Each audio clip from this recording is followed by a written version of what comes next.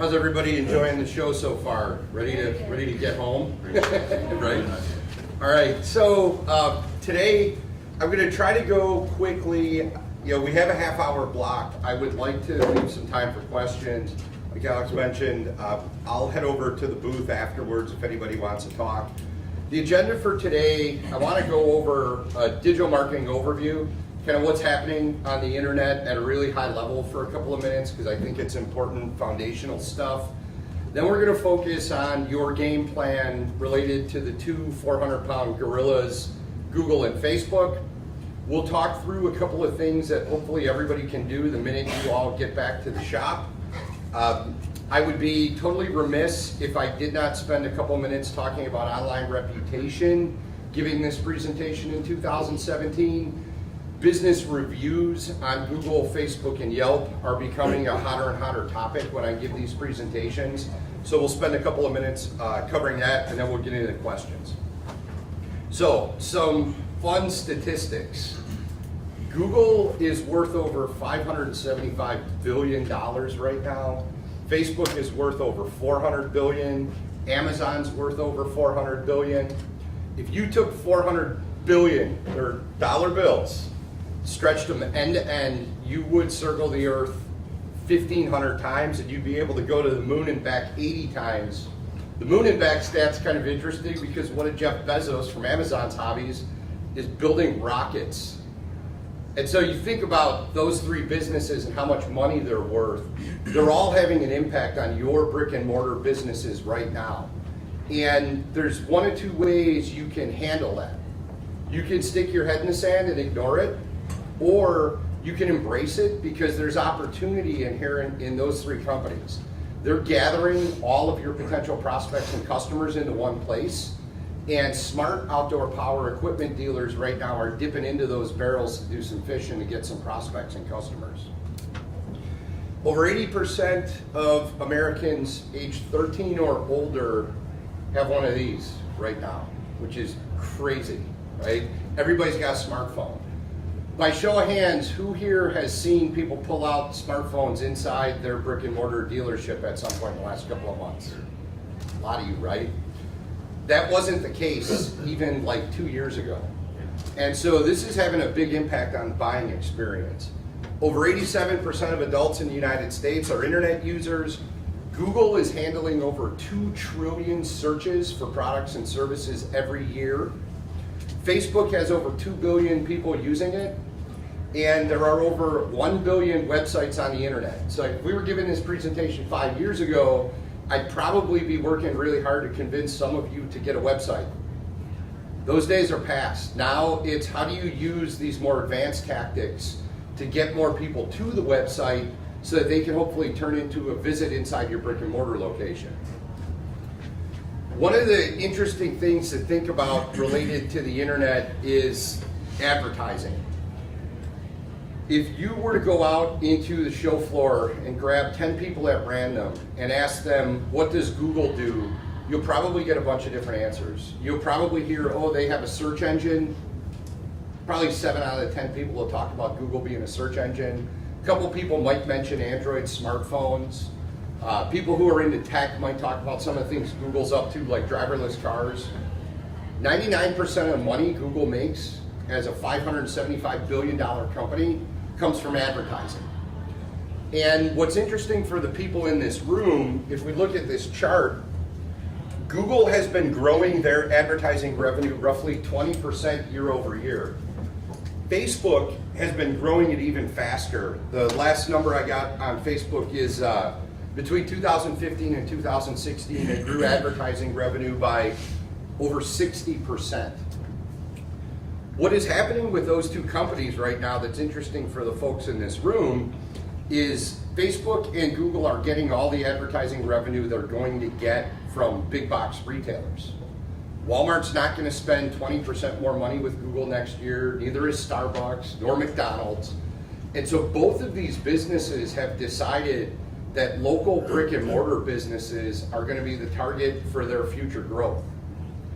And we'll live in a world 5 to 10 years from now where you've got to pay your fee to Google and Facebook every year the same way you used to get into the yellow pages if you want to have a thriving business. But until that day happens, there's a lot of free opportunity inherent in their new focus on business owners like you. And we'll talk about that in a second. So, just real quick, the two business models for Google and Facebook. I had to look really hard to find anybody from Google ever talking about their business model, because they love to say, our thing is we're not evil, or the latest Google catchphrase is they organize and disseminate all of the world's information. Larry Page, one of the founders of Google, around 15 years ago in an interview with their current CEO, said their actual business model is that advertising, once you know exactly what somebody's looking for, can be a very effective thing. And the example he gave was in a room just like this in front of 30 people. He said, imagine how much more effective I would be as an advertiser if I was selling golf clubs, if I only advertised to the people in this room who are looking for a new set of golf clubs. That's why Google has a search engine. And so if you think about this, of the 2 trillion searches happening all the time, every day, there are people that are firing up their smartphone or firing up their computer, looking for the products and services that your business can provide, and you gotta make sure that you're in the game getting a shot at those eyeballs. Facebook's business model is pretty funny. Sheryl Sandberg, who's Chief Operating Officer of Facebook, said, it's real simple, it's 3 steps. We make things indispensable for users, i.e. we get people addicted to Facebook. We then make it indispensable and easy for businesses to get on there. And then we make money by charging businesses for access to all those people that are addicted to Facebook. That's how you grow advertising revenue at 62% year over year. That's why Mark Zuckerberg is one of the 5 richest guys in the United States right now. So let's get into the playbook, right? So we all know now Google's an advertising company. They're not a smartphone company. They're not a driverless car company. They're not a mapping company. What Google is doing right now is they have massive computer farms that run artificial intelligence that are able to consume all of the content that is out on the internet related to your business, organize it, and make a judgment call about whether or not your business is the right place to send somebody that's going to google.com looking for the products and services you provide. One of the things that's really interesting about Google's playbook was the invention of the Android smartphone. Google now knows where all of us are 24/7 because they're tracking these things. Paul, who works with me, likes to joke about how this is usually the point in the presentation where the tinfoil hats should come out, right? It's kind of interesting, right? So Google decided to give away Android for free. They spent billions of dollars buying it. And now, whether you're on an Android phone or an iPhone, Google is keeping track of where you are. And Google actually knows right now that that's a wall and that's a door because no smartphone has ever passed through that wall, and hundreds have passed through that door. That's how accurate they're getting with being able to figure out what we're all doing 24/7. And so the way that this comes into play for you is Google is going to suck in all of that information. Every time somebody does a Google search, in less than a second, they're weighing over 200 different factors when it's figuring out what to put in front of somebody, right? And what's happening recently is the smartphone information is starting to be more and more important in the ranking of those 200 factors. So what's happening so if I did this as an example, and you guys can do this when I'm done with the presentation, open up your smartphone and look for an outdoor power dealer here. You don't even have to put near me, and I'd be willing to bet that 99 times out of 100, if you did that search for an outdoor power dealer from outside, Google's going to show you a map with a bunch of push pins with the businesses listed on it. Google didn't do that a year ago.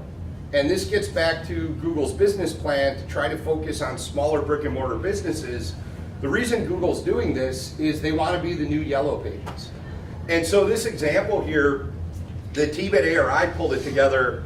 They did just as a joke, let's look for monuments in St. Louis. And you could see here, not only is Google pulling in the top 3 monuments or landmarks in St. Louis, Google is showing you the review rating, on a scale of 1 to 5 stars. If you were to click on the gateway arch, Google knows when the gateway arch is open and closed. Google will show you a graph that shows you when the gateway arch is busiest and when it's not.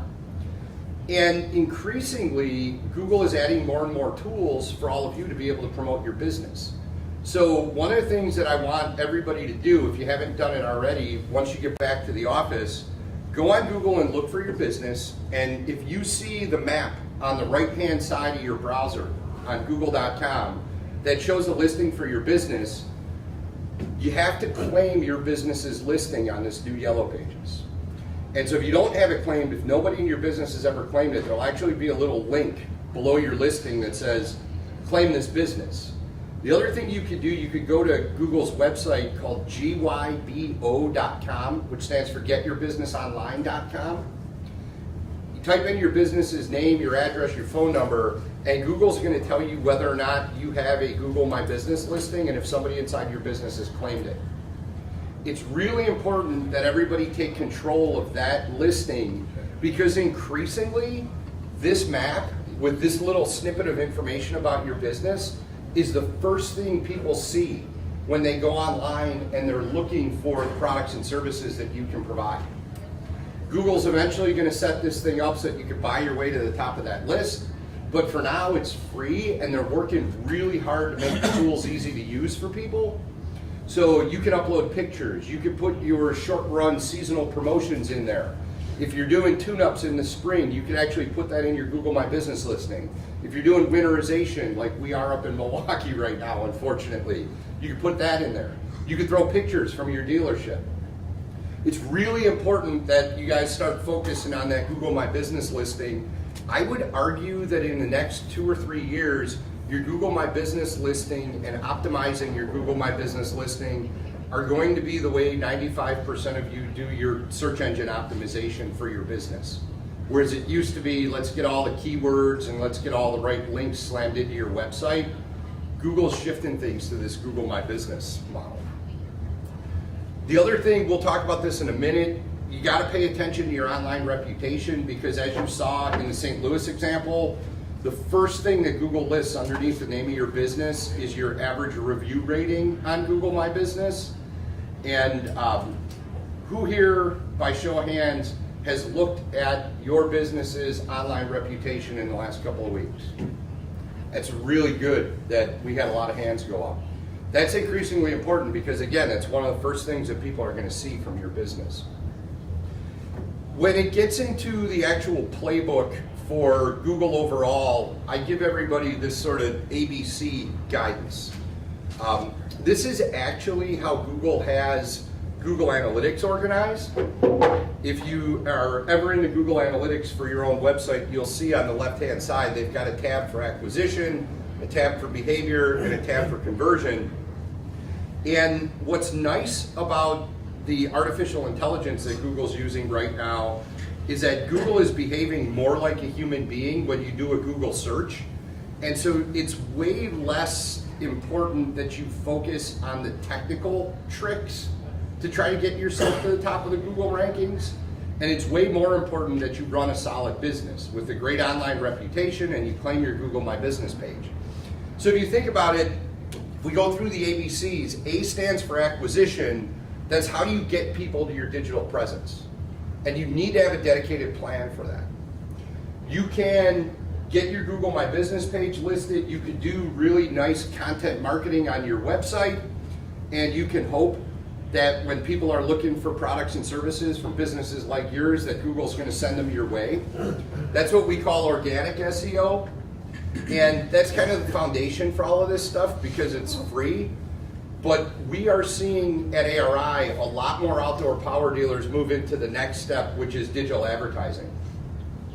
As I mentioned before, both Google and Facebook are advertising companies. They want your money.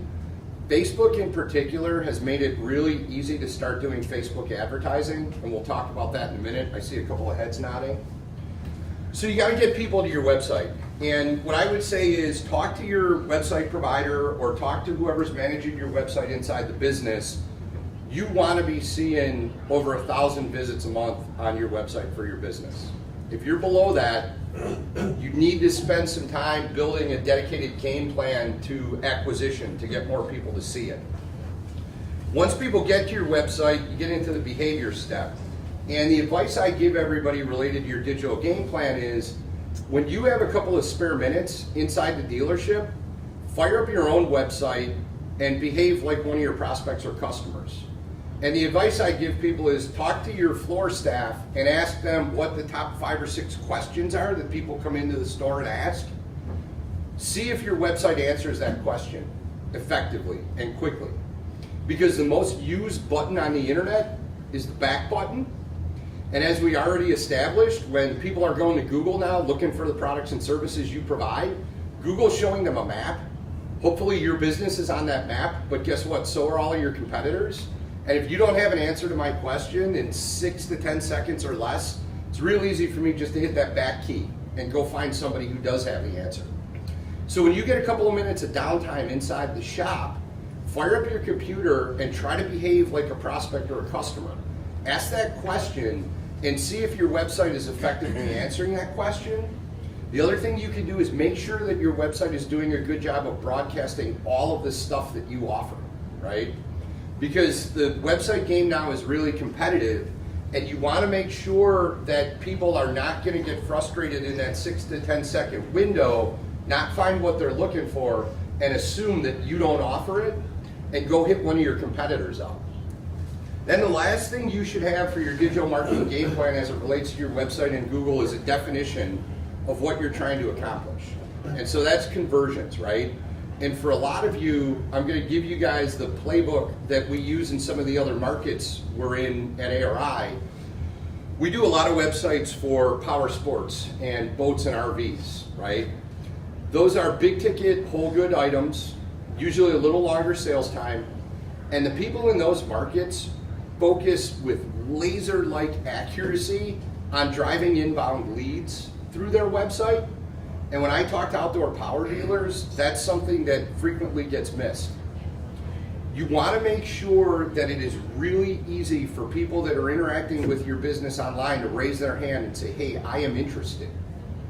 Show of hands, how many people here have an appreciable percentage of their revenue coming from commercial contractors? A couple, right? Commercial contractors are never at a desktop computer. So if you're looking at your website, you want to make sure you're looking at it from a smartphone. And forms are a pain in the butt on a smartphone. So that's always something, if you have any business coming from commercial contractors, or if you're looking at it as a growth opportunity for you, you want to make sure that you're going through all this stuff on your smartphone too.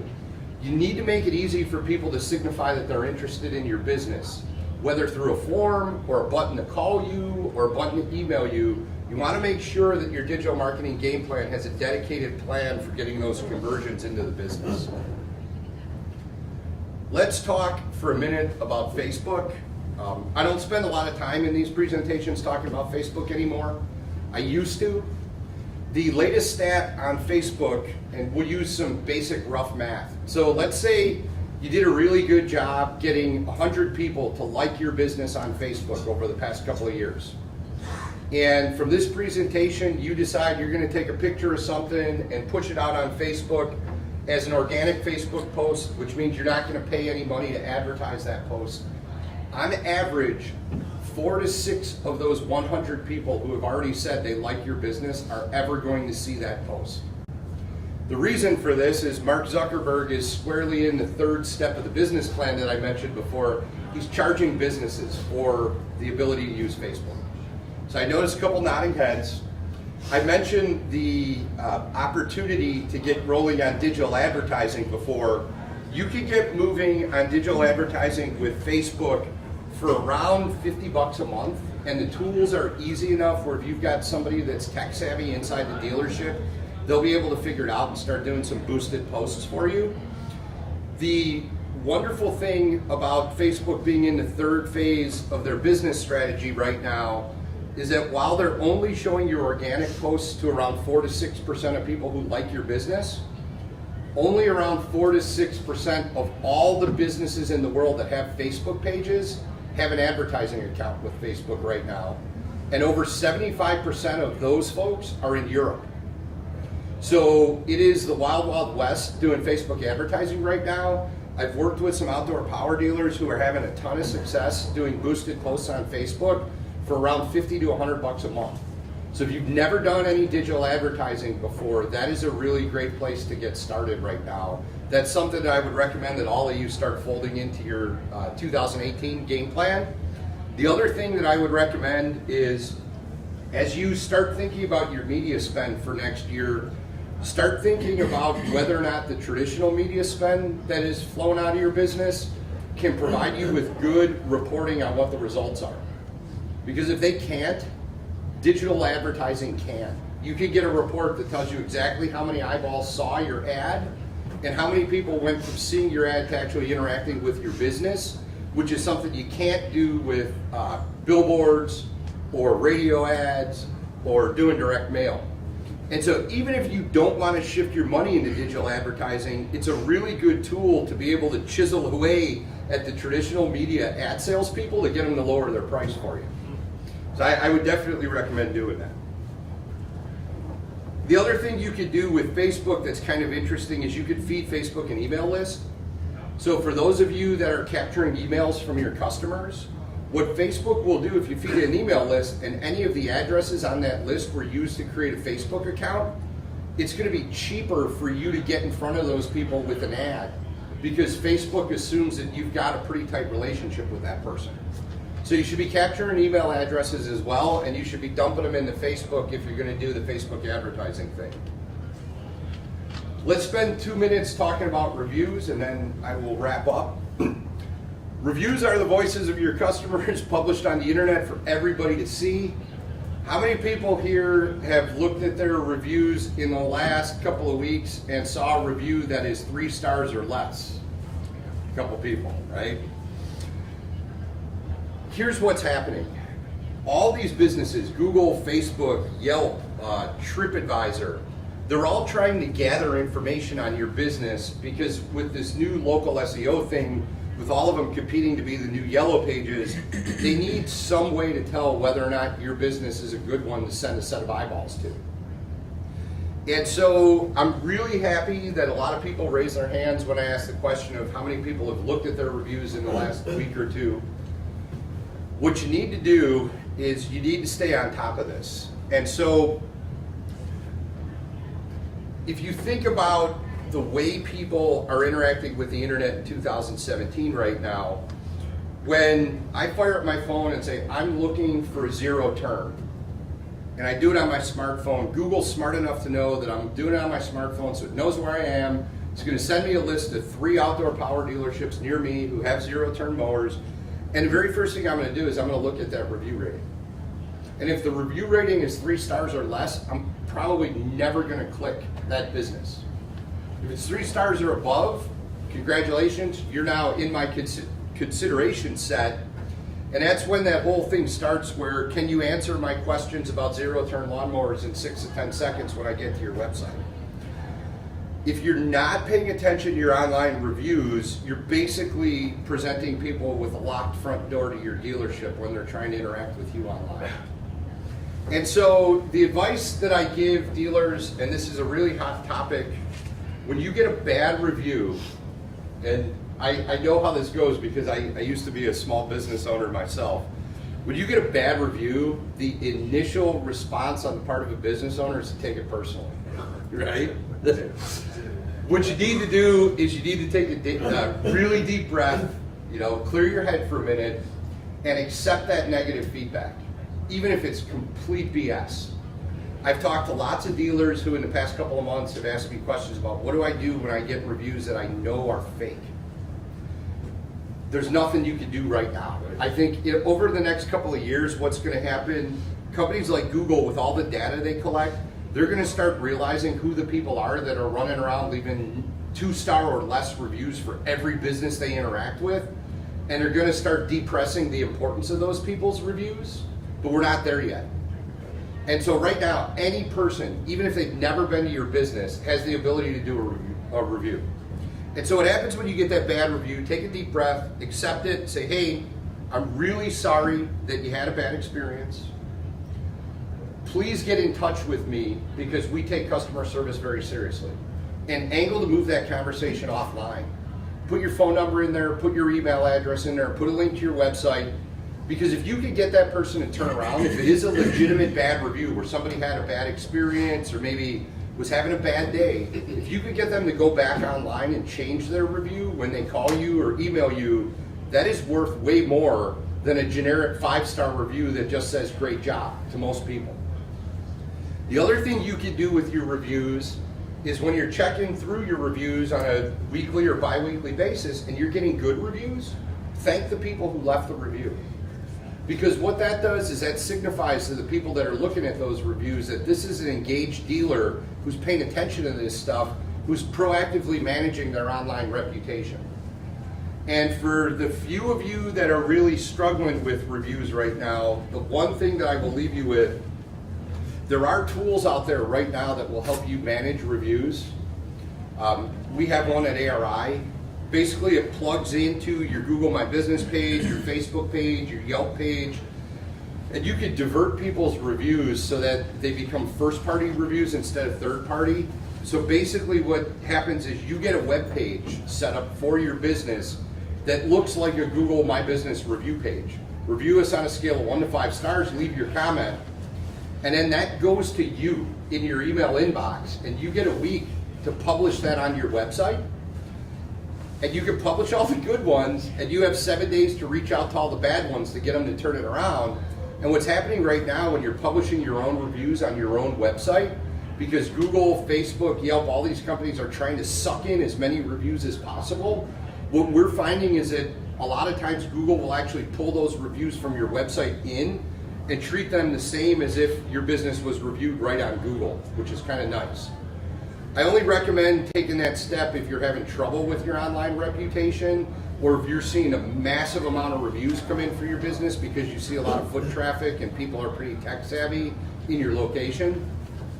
But this is kind of the new normal, right? This stuff isn't going away.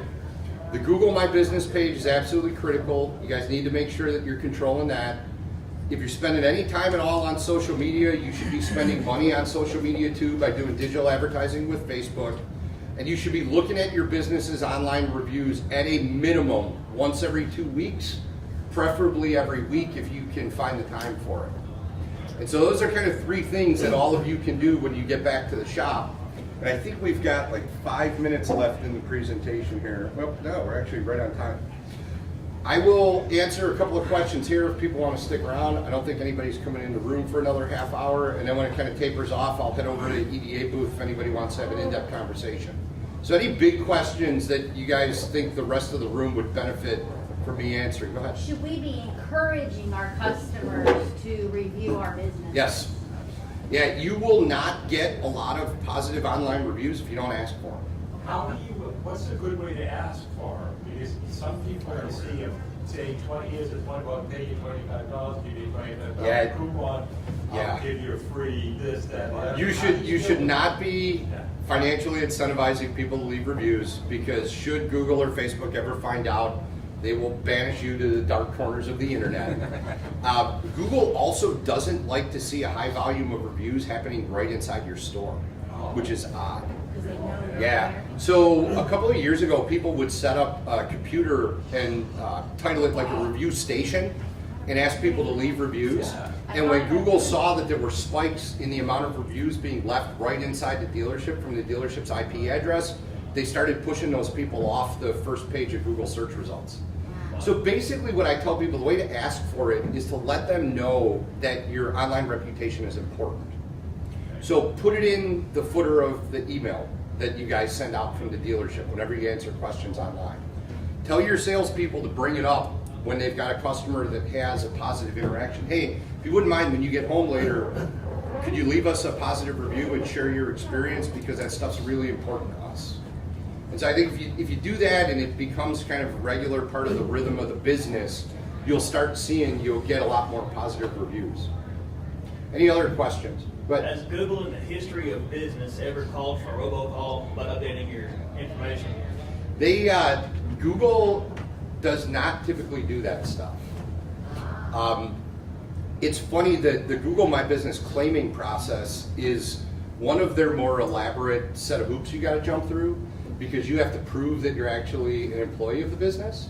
And it's one of the few ways you will ever get on the phone with a person who works for either Google or Facebook.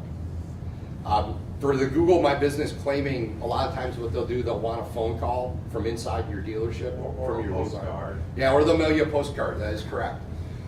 Facebook, on the other hand, like, I've been doing digital marketing for almost 15 years. I've never talked to anybody from Facebook.